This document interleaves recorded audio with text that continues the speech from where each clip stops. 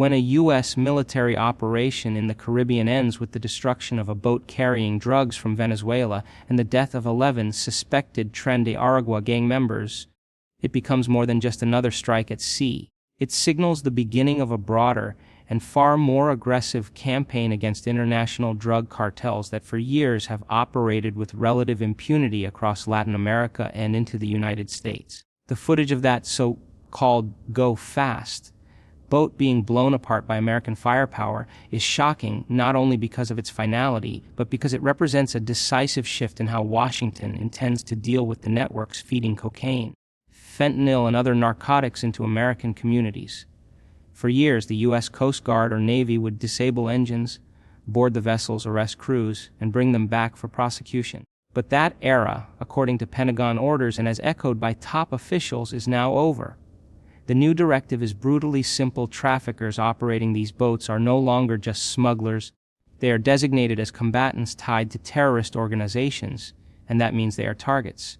The president himself spoke about the strike, noting bluntly that the vessel was loaded with drugs pouring into America, and that the source was Venezuela, a nation long accused of propping up its economy through narco-trafficking under the Maduro regime. According to U.S. officials, Maduro's government has benefited to the tune of more than $8 billion from cocaine sales alone, money funneled back into power structures that suppress democratic movements and keep the regime afloat even as ordinary Venezuelans face poverty and hunger.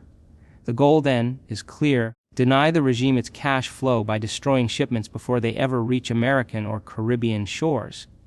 Secretary of State Marco Rubio, speaking in Miami before heading to Ecuador, underscored this point with unmistakable language. He said the president is committed to using the full power and might of the United States to eradicate drug cartels wherever they operate and for however long they've been operating. He declared that the days of cartels acting with impunity were finished, and America would wage combat against organizations that have been flooding streets and killing Americans with the drugs they smuggle in. This level of rhetoric, paired with real lethal operations, marks a dramatic escalation that observers say could mirror the storyline of Tom Clancy thrillers. Except this is no fiction. The cocaine price index may soon need updating because the supply chain has just been hit hard. And if operations continue at this pace, traffickers will find it increasingly difficult to push their product into the United States. When the president ordered destroyers, surveillance planes, and even an attack submarine into the Caribbean earlier this year, some wondered whether it was just a show of force, a kind of naval exercise meant to put pressure on Maduro without real action. But the sinking of that drug boat demonstrates it was never about donuts in the water. As one Pentagon official quipped, it was about preparing for combat. It also connects to larger geopolitical stakes. Remember, the U.S. has already placed a $50 million bounty on Maduro's head, signaling that his days as a protected head of state are numbered in Washington's view. By refusing to take Venezuelan oil and instead pushing for American self-reliance, the administration is cutting off another stream of revenue. So the drug trade becomes even more essential for Maduro, and that makes it the obvious pressure point for the U.S. military to attack. Commentators like Brian Kilmeade and Ainsley Earhart pointed out that this strike was proof of intent. If you are a trafficker, they warned, you are now a target. The particular vessel destroyed had been headed for Trinidad, a common waypoint before narcotics are pushed onward to Puerto Rico, and then into the mainland United States. That route is no longer safe.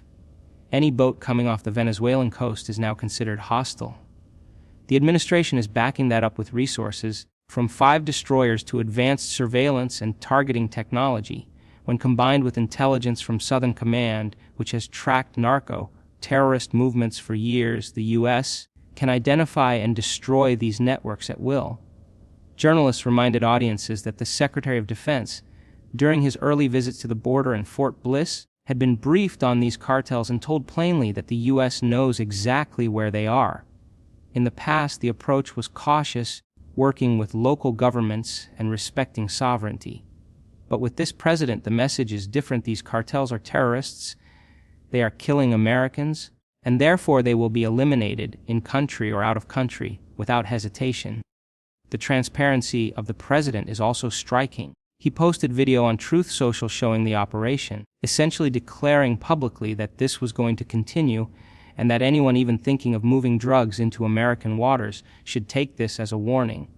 Tren de Aragua, the gang at the center of this incident, is not just a smuggling network. It is a designated foreign terrorist organization tied to murder, sex trafficking, extortion, and violence across the region. They are feared in Venezuela, Colombia, and beyond, and now they are firmly in the crosshairs of U.S. forces.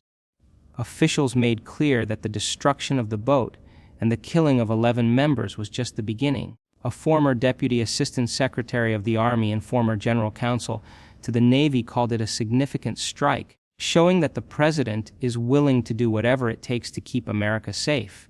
He even quoted President Harry Truman, who once said that the commander-in-chief has the power to do whatever is necessary to prevent the country from going to hell. Whether the threat is at the border, in the streets of American cities, or on the waters of the Caribbean, this administration intends to act. The financial stakes are enormous. It is estimated that cartels have already lost more than $1 billion in revenue since the administration tightened border security and increased interdictions. El Paso, for example, once saw nearly 3,000 illegal crossings per day. That number is now down to just 40, with none making it across. Venezuela's drug trafficking empire generates more than $8 billion annually, most of it from cocaine, with smaller profits from marijuana and other substances. Cutting off those billions would destabilize the regime further and deprive Maduro of the means to pay loyalists or fund his apparatus of control. So what are the destroyers doing beyond sinking fast boats? Analysts point out that at least 3 Aegis, Akut-guided missile destroyers, are in the region. These are among the most advanced naval vessels on Earth, capable of defending against air attacks, missile strikes, submarines, and surface ships. Their presence makes it clear that the U.S. is prepared for any retaliation from Venezuela's limited military, which numbers about 120,000 active personnel with a modest patrol boat fleet. Against America's flotilla, they are badly outmatched. This isn't just about fighting smugglers, it's a show of dominance, ensuring that any escalation can be contained quickly. But while America is flexing in the Caribbean, the world is watching. China recently staged a massive military parade, perhaps the largest in its history, boasting about its partnership with Russia, India, and even North Korea. The parade cost $5 billion, money spent even as China's economy falters and its population declines. The message was political, rewriting history to downplay America's role in World War II and elevate the Soviet Union. Some U.S. officials suggest that America should respond with its own commemoration of victory in the Pacific, perhaps staging a ceremony on the beaches of the Philippines where General MacArthur returned. It would remind allies and adversaries alike of America's enduring role in defending freedom. There are concerns, however, about America's shipbuilding capacity. Critics warn that the industrial base has shrunk so much that even with billions allocated by Congress, the Navy may not be able to build ships fast enough to keep pace with global threats.